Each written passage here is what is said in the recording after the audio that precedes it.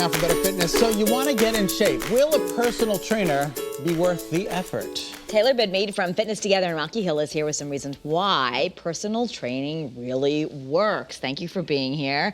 It's an investment. I think people think, oh, I have so many things I have to spend money on. I can't do that. Why should people make an investment, do you think? Most of the time, it's when people reach a tipping point when they realize, okay, it's time to pay a professional. Right, exactly. Right, and that's really when it's time to make that investment. Right. So we always talk about, holding people accountable is motivating people. So you're really paying to be a part of an atmosphere and being held accountable and being given different ways to motivate you with how you can make those healthy behavior changes even outside of the gym. I got to be honest, if I didn't have a personal trainer, I wouldn't be at the gym. I simply would not go. So I'm blessed. I have a little bit of disposable income.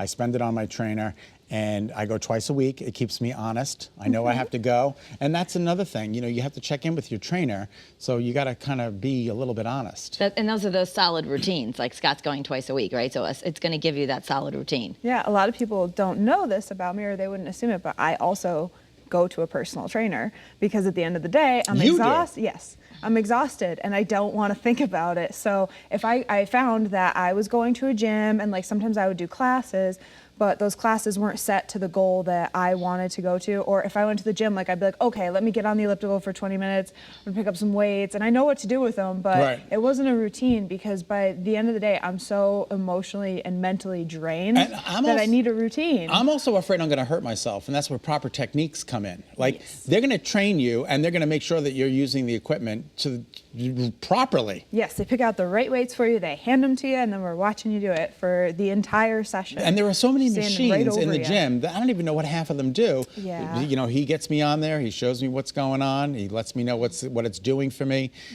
So I think it's very informational. Right, and with athletics where I've had injuries, you can't always do like those machines. That's not the right exercise to be doing at that time. And then, of course, there's the personal part. So it's personal. So what Scott needs, different from what I need. You might be like, I really want to blast this muffin top. And he's like, I want to build guns. I mean, the personal trainer is going to identify your goals and you're going to get there faster because everybody has different goals. Yeah, and the program that they design, those routines, are set towards those goals. So, like, I love doing fitness classes, but just because you do a fitness class and then you're all motivated together, is that class necessarily designed to help you get towards your actual goal?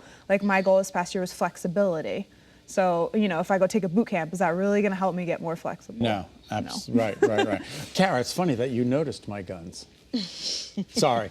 Results. Speaking of results, at the end of the day, Are you getting those guns? I'm getting them. Yes. At the end of the day, it's all about results. Right, so when we take on any new person, we do a standard measurement. So we have our electrolysis that we do. We also do a functional movement screen. So there has to be a standard of where you are when you begin. And then every couple months we do retesting. So where are your results? And holding people accountable to getting those results and making adjustments along the way if we're not getting the results that are desired.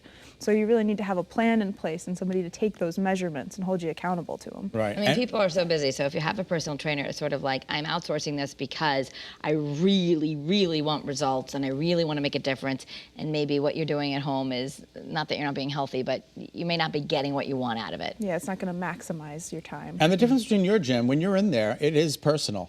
Yeah, we have the smaller studio rooms so that when you're working out, people don't expect it, but it's more intense because as you're finishing up an exercise and can grab the weights, I hand them to you, we're moving on. One thing is you can't cheat like by hanging out in the back of the class. Exactly, which I'm not very, it's not very favorable, but I'll try it anyway.